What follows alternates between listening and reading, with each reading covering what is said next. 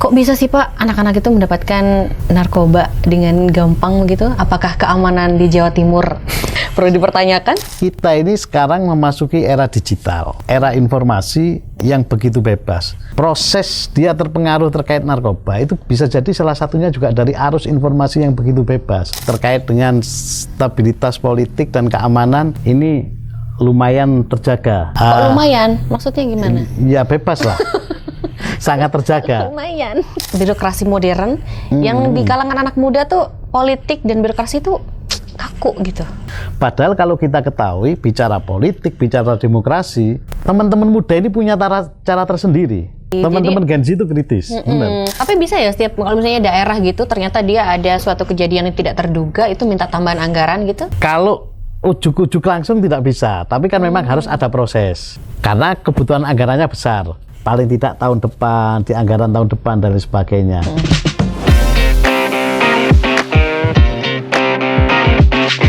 Halo, Assalamualaikum Times Lovers, bagaimana kabarnya? Tentunya masih bersama saya Indah Andara dalam podcast Ngopeni Rakyat persembahan dari Times Indonesia.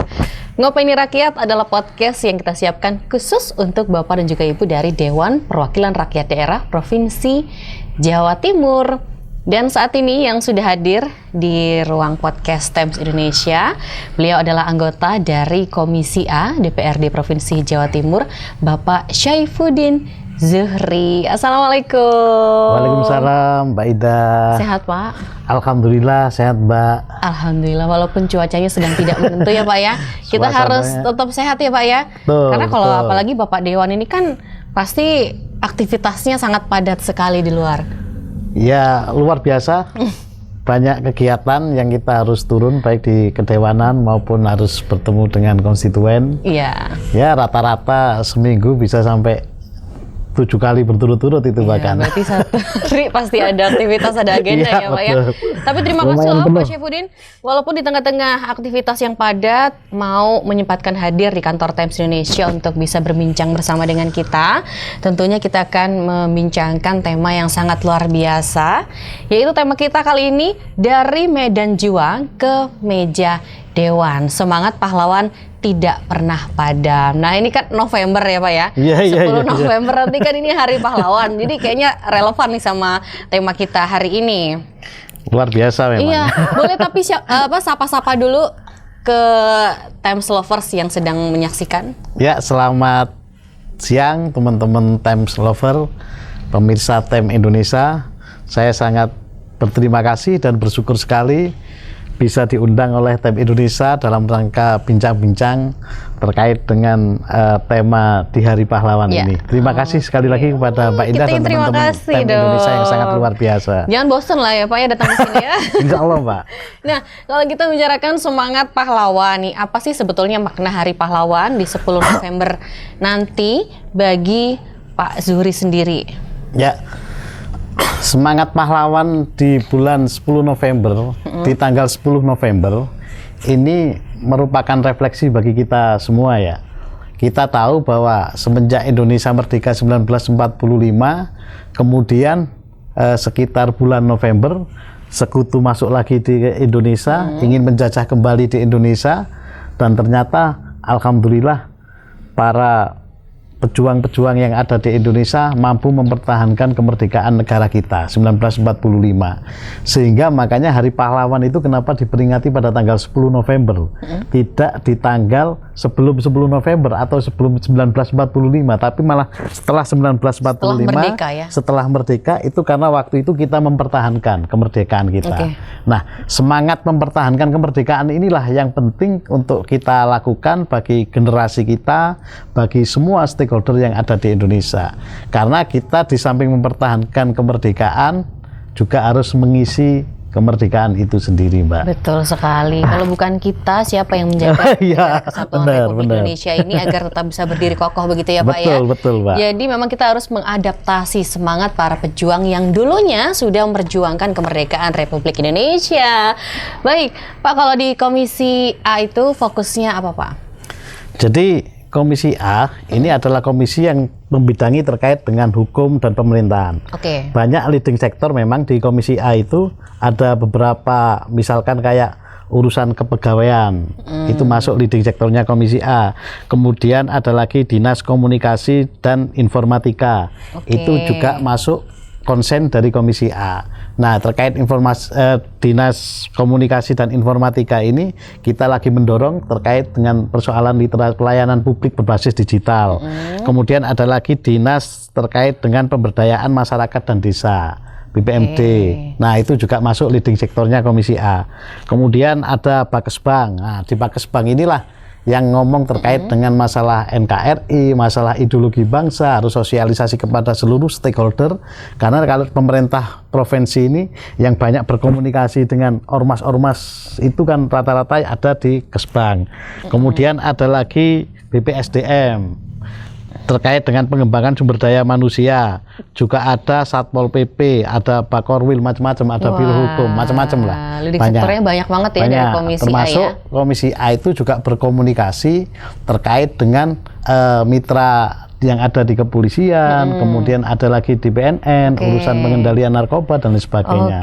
Itu juga menjadi bagian dari mitra kerja kita. Wah, luar biasa. Tapi karena kita temanya kali ini adalah dari medan perang ke meja dewan ya. Tadi sudah kita bahas di awal, kita hari ini akan membahas tentang semangat para pejuang dahulu yang akan kita adaptasi bahkan sampai seterusnya nanti ya Pak ya, kita turunkan kepada garis keturunan kita. Kalau tadi berbicara terkait berhubungan dengan kepolisian juga untuk memberantas, untuk memerangi narkoba. Nah, kalau dari Pak Saifuddin atau Pak Zuri panggilnya Pak Saifuddin aja ya. Pak Saifuddin, monggo. Pak Saifuddin sendiri itu penyalahgunaan narkoba di Jawa Timur itu didominasi usia berapa Pak? Kalau di dalam kami sering melakukan kunjungan di BNN, memang rentan usianya itu rata-rata adalah rentan usia dewasa ya. Bahkan ada usia yang 20 sampai hampir 35, 45 itu juga ada. Nah, memang kita sekarang ini juga sudah ada terkait dengan Perda P4GN, terkait dengan pencegahan, kemudian Perda P4GN untuk peredaran gelap narkoba itu. Itu di Jawa Timur juga ada Perda nomor 10 tahun 2022. Nah, ini tinggal bagaimana pelaksanaannya nanti di lapangan. Karena apa? Di dalam perda itu, misalkan lembaga pendidikan itu juga harus bagaimana melakukan cek atau tes terkait dengan narkoba. Apakah pegawainya ini pengguna atau tidak. Bahkan badan-badan usaha yang kebetulan terdaftar di Provinsi Jawa Timur itu juga punya kewajiban untuk melakukan tes terhadap para pegawainya. Ini adalah salah satu upaya ikhtiar kita bagaimana kita melakukan pencegahan terhadap narkoba itu sendiri. Oke, betul sekali. Jadi sebelum melayani masyarakat untuk para pegawai publik begitu ya Pak ya, harus bersih dulu nih dari narkoba. Tadi kalau Bapak sampaikan bahwa ada dari anak-anak ya. Kalau usia 20 itu bukan anak-anak ya, dia dewasa ya Pak ya. Kok bisa sih Pak anak-anak itu mendapatkan narkoba dengan gampang begitu? Apakah keamanan di Jawa Timur perlu dipertanyakan? Kita ini sekarang memasuki era digital, era informasi yang begitu bebas. Dunia itu masyarakat sudah melihat masuk dalam genggaman. Orang kepingin melihat apapun semuanya ada di dalam genggaman. Oke, setuju. Kalau kita masuk keluarga misalkan, itu kita masih punya orang tua yang dia bisa menuntun, membimbing, memproteksi dan lain sebagainya, yang mendidik. Begitu masuk di lingkungan sekolah, masih ada Pak Guru yang akan memantau dan lain sebagainya. Masuk di lingkungan keluarga, masuk di lingkungan dekat rumahnya ada RT RW dan lain sebagainya. Tapi begitu masuk di media sosial, siapa yang bisa mengontrol? Tidak ada yang bisa mengontrol itu. Itu yang ada adalah teman-teman pengguna itu sendiri dengan Tuhan yang tahu. Nah, proses dia terpengaruh terkait narkoba itu bisa jadi salah satunya juga dari arus informasi yang begitu bebas, sehingga mereka tahu informasi untuk narkoba itu juga dari situ. Yang kedua adalah jaringan pertemanan. Nah, jaringan pertemanan inilah yang ternyata menjadi rata-rata ya, yang menjadi sumber persoalan narkoba itu sendiri. Karena kalau di dalam lingkaran pertemanan dia tidak ada yang terjerat masalah itu, insya Allah narkoba juga akan tidak sampai kepada teman-teman muda itu tadi. Benar, circle ya, circle mempengaruhi ya. Circle-nya itu benar-benar menjadi pengaruh. Tapi makanya untuk memutus circle ini paling tidak kita harus melakukan, ya memang kalau di aturan Perda itu setahun sekali itu harus ada laporan terkait progres terkait itu. Entah itu yang ada di badan usaha atau perusahaan-perusahaan, lembaga pendidikan, itu paling tidak harus melakukan tes urin itu secara berkala. Paling tidak untuk bagaimana menekan peredaran narkoba itu sendiri. Oke, betul, setuju, karena narkoba itu juga merusak ya Pak ya, merusak fisik juga, bukan gitu hanya ya. fisik, dan juga merusak mendorong, organ tubuh, mendorong macam-macam. kriminalitas akhirnya kalau dia betul. tidak mendapatkan uang dari orang tuanya untuk membeli obat-obatan terlarang tersebut, pasti akan muncul nih gimana caranya aku bisa membeli obat ini. Ya mungkin akhirnya terjadi tindak kriminalitas, mencuri. Betul. Nah. Salah satu dampaknya itu terkait dengan penggunaan narkoba itu, di samping persoalan mental, kemudian ada kriminalitas, kemudian ada kerusakan organ tubuh. Nah, itu kan salah satu dampak negatifnya. Memang benar-benar sangat negatif dampak terkait dengan narkoba ini kepada masyarakat kita saat ini. Benar. Eman-eman lah ya, maksudnya eman-eman, sangat eman-eman. Sudah diperjuangkan untuk Indonesia ini bisa merdeka, tapi kalau misalnya zaman sekarang mengisinya dengan begitu ya. Generasinya tidak menjaga dirinya sendiri dulu, gimana caranya bisa menjaga bangsa ini gitu kan ya. Aduh, luar biasa. Sayang. Apalagi kan kita sudah merdeka, kemerdekaan sudah kita raih, kita tinggal mengisi. Kalau kita isi dengan hal-hal negatif itu kan sangat disayangkan. Betul. Padahal kalau kita tahu waktu di 10 November itu, tentara kita, masyarakat kita, kaum santri yang berjuang mempertahankan kemerdekaan di 10 November, itu kan kurang lebih sekitar 16.000 itu yang meninggal. Itu. Bahkan merelakan nyawanya. Iya, merelakan nyawanya. Di pihak sekutu ada kurang lebih sekitar 2.000 orang. Ada jenderal yang meninggal juga di pihak sana, Malabi. Kan perang sampai jenderal meninggal itu ya di 10 November di Jawa Timur, di Surabaya tepatnya itu. Oke, luar biasa. Sebelum kita masuk ke pembahasan yang lain di luar yang narkoba itu ya Pak ya, boleh dong dari Pak Syaifuddin sendiri sampaikan sesuatu kepada Times Lover. Ayolah kita jauhi narkoba, silakan. Ya, teman-teman, sahabat-sahabat Times Lover, kami berharap bahwa pada panjenengan semua bahwa narkoba ini bukan hanya kita hindari, tapi kalau bisa kita hilangkan dari diri kita, dari lingkungan kita dan keluarga kita. Mau tidak mau yang namanya narkoba itu di samping merusak masa depan kita, juga merusak bangsa kita. Betul. Karena apapun namanya, negara kita ke depan seperti apa, itu tergantung teman-teman muda saat ini. Benar. Oleh karena itu, bersihkan diri kita, lingkungan kita, keluarga kita dari narkoba. Wah, itu loh ya, sudah ada pesan dari Bapak Dewan, dari Komisi A, yang memang Komisi A sendiri salah satu leading sektornya adalah menangani narkoba, begitu ya Pak ya? Iya, betul. Membantu mendorong dinas terkait untuk ayolah kita berantas narkoba bersama-sama untuk generasi bangsa yang bersih. Oke, kita akan beralih sekarang. Pak, gimana sih dari Komisi A sendiri memastikan stabilitas politik dan juga keamanan di Jawa Timur ini supaya tetap terjaga? Ya, alhamdulillah ya, di Jawa Timur ini terkait dengan stabilitas politik dan keamanan ini lumayan terjaga.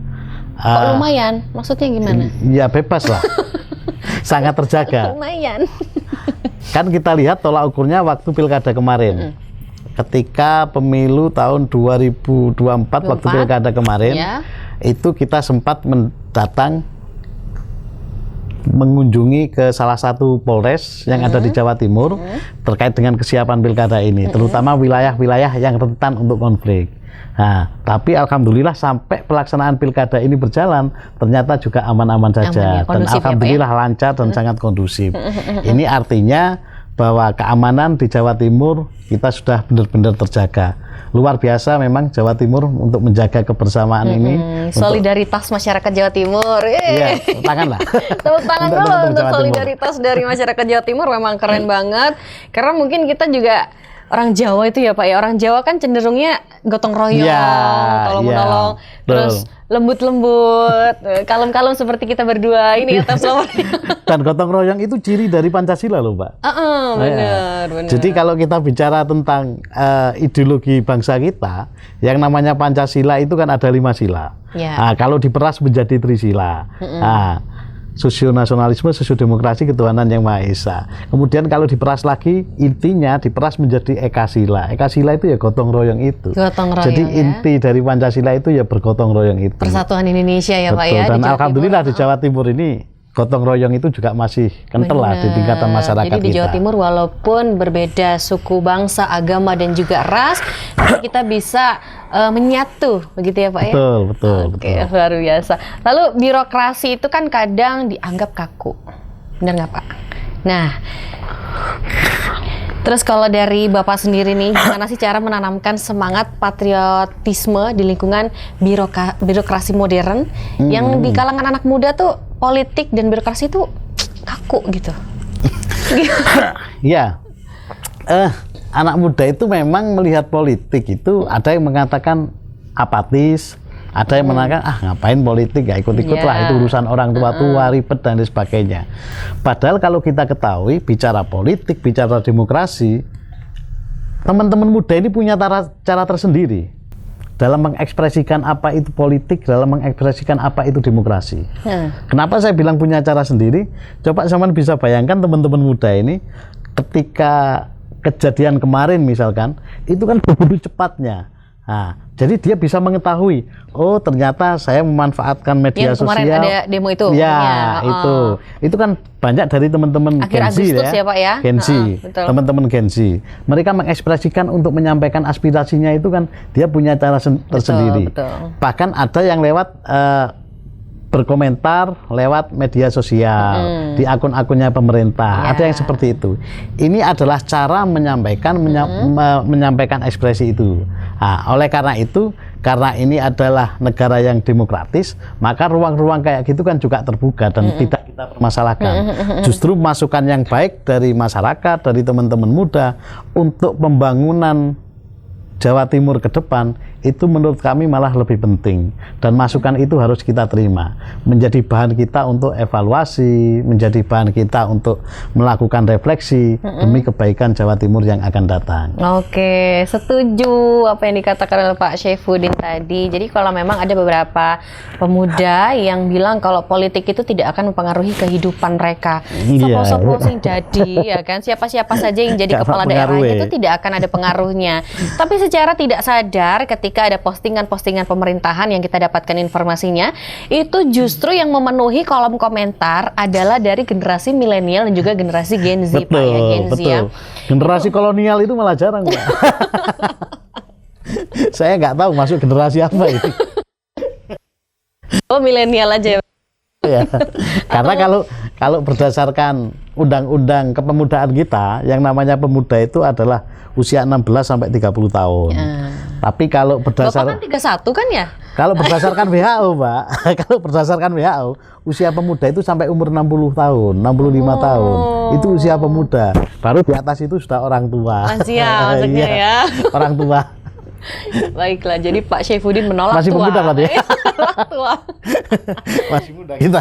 Apa-apa Pak. Jadi memang politik ini sebenarnya setelah kita telusuri begitu ya Pak ya. Apalagi dengan hadirnya menteri baru, Menteri Koboi. Pak Purbaya. Pak Purbaya, ini tuh kita semakin seneng nih mantengin media sosial. Serius, saya pun sendiri seperti itu. Bahkan nggak hanya dari para menteri aja, kita juga lihat beberapa instansi maupun akun-akun pemerintahan yang lainnya untuk kita kritisi. Karena pada zaman sekarang milenial dan juga Gen Z itu kritis, Pak. Iya, betul. Kritis sekali. Teman-teman Gen Z itu kritis, benar. Cuman penyampaiannya kan yang saya ceritakan tadi, dia tidak langsung menyampaikan secara gamblang terbuka gini, tapi lewat media sosial, lewat apa. Dia punya cara tersendiri untuk menyampaikan aspirasinya. Itu teman-teman Gen Z. Tapi berarti ini suatu kabar baik dong. Artinya kan generasi penerus bangsa sudah mulai tertarik dengan politik. Itu artinya di mana politik itu salah satu cara untuk membangun bangsa Indonesia. Betul. Berarti mereka juga sudah ada arah ke sana untuk membawa Indonesia lebih maju, lebih baik lagi. Amin, gitu ya, amin, Pak ya. amin, amin.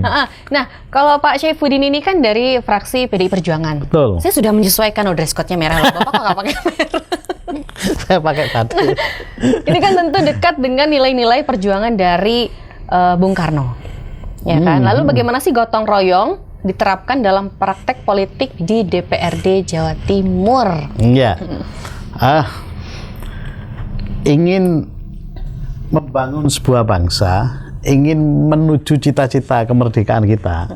Kan kita ini ketika merdeka kan punya cita-cita. Ya. Ingin menciptakan masyarakat yang adil dan makmur, ingin mencerdaskan kehidupan bangsa, menjaga stabilitas dunia. Ini kan salah satu cita-cita kita ketika merdeka. Pertanyaannya adalah, apakah cita-cita kemerdekaan ini hari ini sudah terwujud?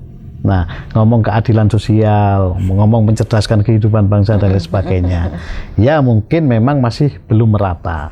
Tapi kita sedang berikhtiar ke arah sana. Paling tidak bagaimana ngomong terkait mencerdaskan kehidupan bangsa, melindungi bangsa Indonesia, ini memang butuh proses. Dan oleh karena itu kita tidak bisa hanya berjalan sendirian. Eksekutif berjalan sendirian dengan egonya, legislatif berjalan sendirian dengan egonya, kemudian stakeholder yang lain berjalan sendirian dengan egonya. Tapi kita harus duduk bareng-bareng, kita harus bergotong royong, kita harus secara bersama-sama, bersinergi dan lain sebagainya. Itu yang paling penting. Oleh karena itu, bersinergi, bergotong royong untuk membangun, mencapai tujuan cita-cita itu tadi, ini menjadi penting. Dan pemerintah paling tidak ini harus memberikan contoh, karena pemerintah itu kan teladan, Mbak. Ya. Teladan. Kalau di level atasnya ini memberikan teladan yang baik, turun ke bawah memberikan teladan yang baik, sampai level pemerintahan terkecil di tingkatan desa maupun RT RW, ini paling tidak bisa meneladani apa yang ada di atasnya. Oleh karena itu, duduk bareng, bergotong royong, bermusyawarah bersama, ini menjadi kunci sebuah pembangunan mencapai tujuan kemerdekaan Indonesia, menciptakan keadilan itu tersendiri. Iya, oke. Berarti itu sudah mulai ini ya, Pak ya, terimplementasikan begitu, Pak? Ya, kalau di kami yang ada di DPRD, alhamdulillah terkait dengan apapun kita juga selalu berkoordinasi ya. Saya misalkan di Komisi A, ada apapun itu kita tidak pernah untuk misalkan yang ini berjalan sendiri atas ini, enggak, tapi kita selalu bermusyawarah. Ada hal apa aja itu selalu kita musyawarahkan. Bahkan ketika ada persoalan-persoalan misalkan yang muncul di beberapa OPD, kita tidak langsung lewat publish media apa, kita panggil dulu klarifikasi. Nah, kita panggil dulu, kita klarifikasi, kita tanya faktanya seperti apa, kebenarannya seperti apa. Intinya kita ingin bergotong royong dan menjaga keharmonisan untuk mencapai apa yang menjadi harapan kita ini paling tidak bisa benar-benar. Jadi bisa jalan terwujud. Berdampingan. Betul. Dengan aman-aman, damai ya. Sesuai dengan fungsinya ya tentu saja, sesuai dengan fungsinya. Berarti kuncinya kalau mau gotong royong itu tercipta harus komunikasi yang baik. Oh iya, Mbak. Ya? Komunikasi yang baik. Harus komunikasi yang baik. Terus kalau bentuk gotong royong Syaifuddin selama perjalanan Bapak di DPRD ini yang paling membekas apa, boleh diceritakan dong, Pak? Iya dong, kan dari medan perang ke meja dewan nih. Ya kalau bergotong royong yang saya ketika ikut proses politik itu memang gotong royongnya sama partai ya, Mas ya? Gotong royongnya banyak bareng-bareng. Bahkan ada yang bilang, oh ini caleg swaklola. Karena kan butuhnya modalnya sangat tinggi, Mbak, untuk ngomong terkait dengan politik, pemilu dan lain sebagainya. Dan saya ini kan bukan siapa-siapa, kan bukan dari background keluarga yang benar-benar mentereng, punya logistik yang besar, gitu ya. Kan nggak ada yang begitu-begitu. Sehingga kemarin itu setelah saya kerja politik sering turun ke masyarakat bareng-bareng dengan teman-teman, ternyata banyak teman-teman yang membantu bergotong royong bareng-bareng untuk mensukseskan ini. Nah, begitu saya proses di kedewanan ini, akhirnya ini saya manfaatkan, Mbak. Saya manfaatkan kepada teman-teman yang kemarin bareng-bareng dengan kita. Saya ada informasi apapun, ada program apapun, selalu teman-teman ini yang akan yang akan kita sampaikan, dan dia harus mencari di lapangan. Oh, apa yang diperlukan masyarakat, apa yang ini masih terus nyambung. Oke. Bahkan kita ini sudah keliling hampir masih kurang 8 kecamatan kalau nggak salah saya. 8 apa 7 kecamatan untuk menyapa konstituen yang kemarin bareng-bareng dengan kita. Ada ribuan kan itu di masing-masing kecamatan itu. Ini sedang kita sapa. Ini terus Jadi kita bergotong lakukan. royong mungkin ketika serap aspirasi begitu ya Pak ya? Iya, salah satunya juga itu. Pokoknya ada info apapun, aspirasi apapun, itu saya tinggal ngomong aja sama teman-teman. Teman-teman ini sudah bergerak dengan sendirinya. Sudah berjalan dengan sendirinya. Okay. Ini yang kita lakukan sampai ada persoalan yang ada di masyarakat ketika kita tidak bisa menyelesaikan misalkan. Jadi kan ada beberapa persoalan di desa itu. Ini kan ternyata tidak masuk dalam kewenangannya provinsi. Oh baik. Nah, tapi ternyata dia ada di kewenangannya kabupaten kota. Oke. Nah, ini saya juga berkomunikasi dengan teman-teman dewan kabupaten kota. Sehingga ketika ada persoalan, akhirnya saya sampaikan ke teman-teman dewan kabupaten kota. Oh, ini ada problem gini di wilayah ini, bagaimana? Akhirnya ada solusi, alhamdulillah. Banyak kejadian kayak gitu. Kan saya dari PDI Perjuangan juga punya senior yang di DPR RI, juga punya teman-teman yang di level kabupaten kota di masing-masing dapil. Inilah yang bisa kita saling komunikasi kembali ya. bergotong royong bersama-sama menyelesaikan persoalan yang ada di masyarakat. Ya, balik lagi ke komunikasi. Misalnya bukan ranahnya provinsi, dikomunikasikan kepada kabupaten kota. Supaya yang sampai level ke bawah pun itu bisa mendapatkan apa yang mereka butuhkan. Kalau Pak Syaifuddin, Ini dari Dapil 6. Dapil 6, Malang Raya ya Pak betul. ya. Kalau dari kebutuhan masyarakat Malang Raya sendiri ya, kita lebih ke spesifikasi Malang Raya. Ini bagaimana? Apakah sudah maksimal yang diberikan untuk masyarakat Malang Raya Pak? Kalau diberikan maksimal, tentu ya masih belum ya.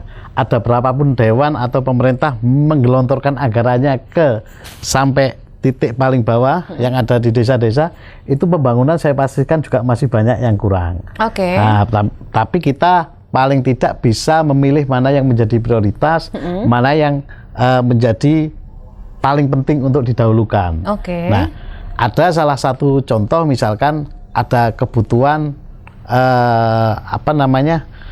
mesin gerobak untuk ngangkut sampah misalkan kayak gitu. Kebetulan di provinsi ini tidak ada terkait dengan program ini. Nah, akhirnya saya komunikasikan dengan teman-teman yang ada di tingkat kabupaten kota. Oh, ternyata dia ada, akhirnya bisa masuk yang kayak gitu. Makanya kalau kita ini bersinergi juga dengan teman-teman yang mulai pusat sampai tingkat kabupaten kota, ternyata persoalan itu menjadi semakin, tidak dari versi kita. Ternyata yang di wilayahnya teman-teman yang kabupaten kota juga banyak aspirasi masyarakat itu, macam-macam. Nah, kalau ini kita sinergikan, maka ini menjadi baik. Nah, contohnya terkait dengan program-program beasiswa, itu yang di kabupaten kan juga tidak ada. Adanya kan di pusat. Oh gitu? Ya. Beasiswa nggak ada di kabupaten Pak? Di Kemendikbud maksudnya. Di kementerian kayak PIP, program-program begitu itu kan adanya di Kemendikbud. Nah, ini kalau kita punya jalur yang di pemerintah pusat lewat wakil kita yang di DPR RI, maka kan jadi nyambung. Nah, begitu. Jadi kita urusan program ini yang jalurnya ya dari Siati ke tingkat kabupaten kota. jadi tidak sekedar saya sendiri sebagai provinsi. Sehingga ketika ada persoalan, saya kepingin beasiswa nguliahkan anak saya, itu kita tidak bisa menjawab. Enggak. Tapi kita komunikasikan dengan, ada nggak program yang di DPR RI. Nah, ini menjadi nyambung semua akhirnya, Pak. Kayak gitu. Oke, luar biasa. Kalau sendirian ya paling ya cuma begitu-begitu aja, Pak. Kalau dari Pak Syaifuddin sendiri, dari Komisi A memberikan pengawasan kepada wali kota dan bupati yang ada di Kabupaten Kota Malang Raya seperti apa, Pak? Kita menjadi di samping sebagai pengawas, itu levelnya adanya di pemerintah eksekutif yang ada di Jawa Timur ya, mengawasi kinerja Pemprov Jawa Timur. Kalau yang kabupaten kota itu kan levelnya teman-teman DPRD kabupaten kota yang akan melakukan pengawasan. Tapi pasti ada dengar-dengar dong sesuatu isu-isu tertentu mungkin yang sampai ke DPRD Provinsi Jawa Timur. Tapi karena apakah kami memberikan arahan gitu ke DPRD Kota Kabupaten? Karena kami ini kebetulan sama eksekutif yang ada di Malang Raya ini juga kenal, ada beberapa yang deket, sehingga komunikasi itu akhirnya nyambung. Nah, termasuk juga dengan yang saya ceritakan teman-teman DPRD yang ada di kabupaten kota.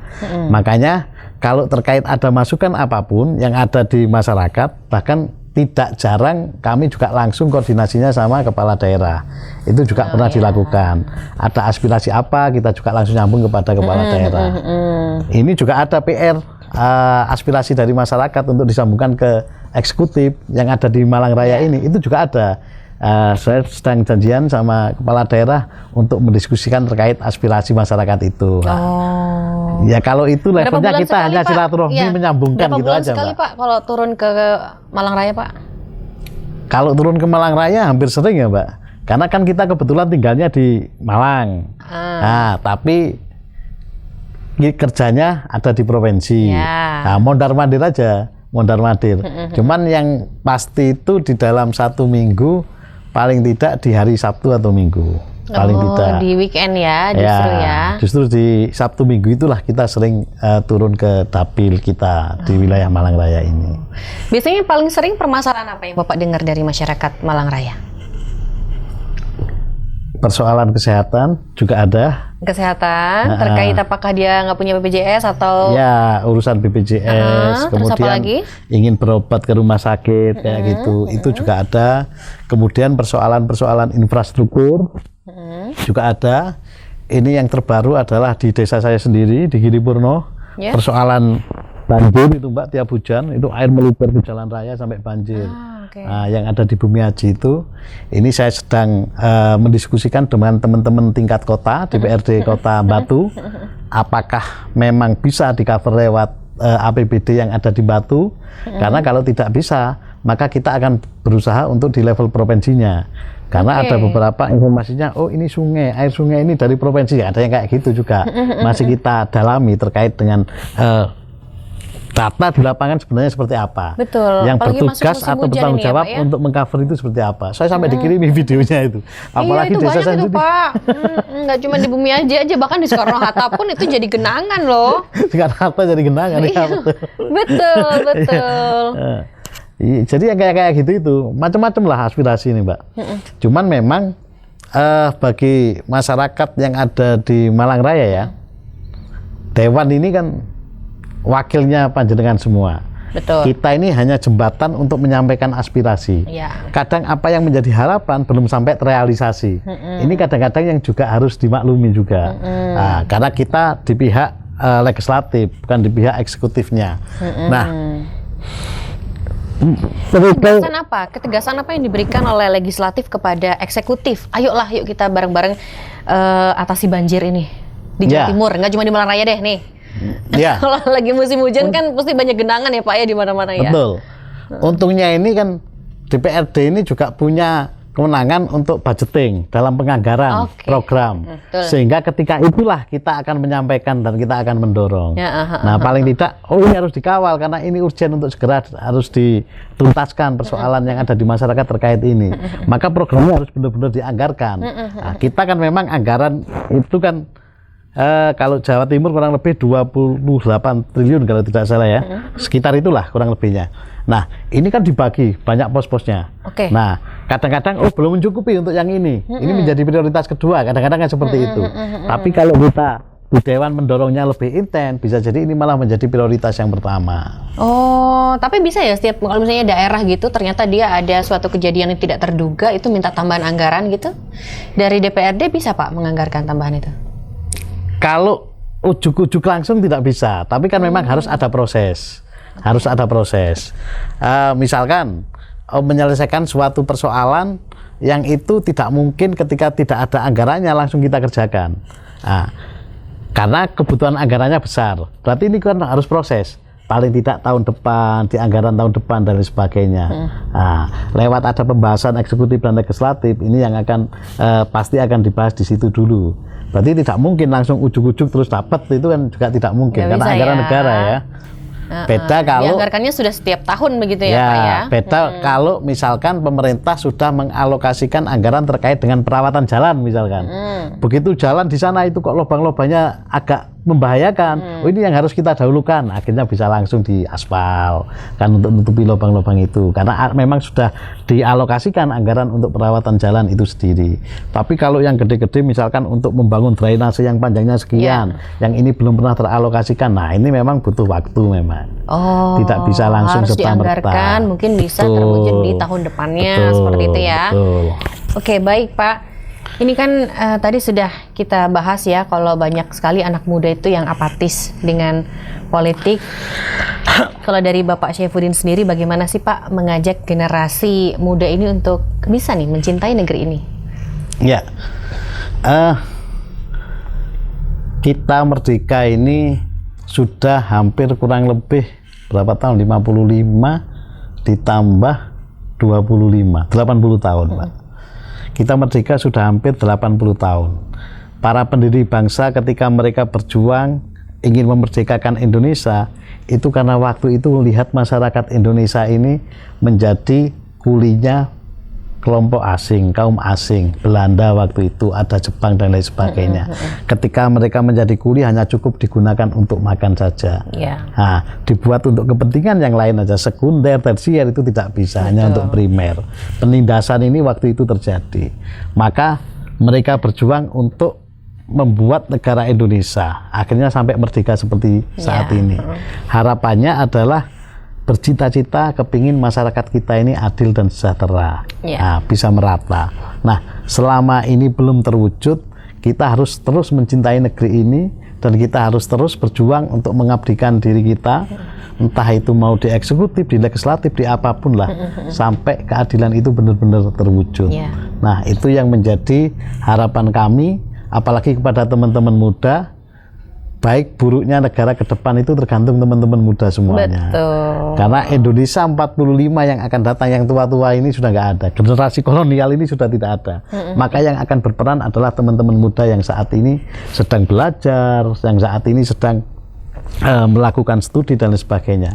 Manfaatkanlah belajar teman-teman, studi teman-teman dengan sebaik-baiknya sehingga ketika ke depan mampu membawa Indonesia untuk perbaikan yang luar biasa. Oke, terakhir Pak, boleh dong kasih pesan nih kepada generasi muda yang ada di Jawa Timur khususnya untuk bisa berperan bersama-sama kita menjaga semangat nasionalisme. Ya, untuk teman-teman muda yang ada di Jawa Timur, yakinlah bahwa teman-teman yang akan menentukan Indonesia ke depan. Ada pepatahnya Sayyidina Ali kalau itu mengatakan bahwa pemuda bukan yang bicara inilah bapak saya, tapi pemuda sebenarnya adalah yang mengatakan inilah saya. Artinya perubahan-perubahan itu ya dari teman-teman muda. Teman-teman harus bangga ketika teman-teman bisa berekspresi, punya kreativitas untuk kebaikan, untuk kemajuan bangsa ini. Oke, luar biasa. Itu tadi perbincangan kita bersama dengan Bapak Syaifuddin Zuhri, anggota dari DPRD Provinsi Jawa Timur. Ambil yang baik, kalau ada kesalahan dari kita berdua mohon dimaafkan. Tapi semoga podcast ini semoga podcast ini bisa menjadi tambahan ilmu begitu ya Pak ya, tambahan pengetahuan untuk kita semua. Pak, terima kasih banyak. Terima kasih banyak. Jangan bosan-bosan nanti kalau kita undang lagi ya Pak ya. Siap. Terima kasih. Semoga Bapak sehat selalu. Amin.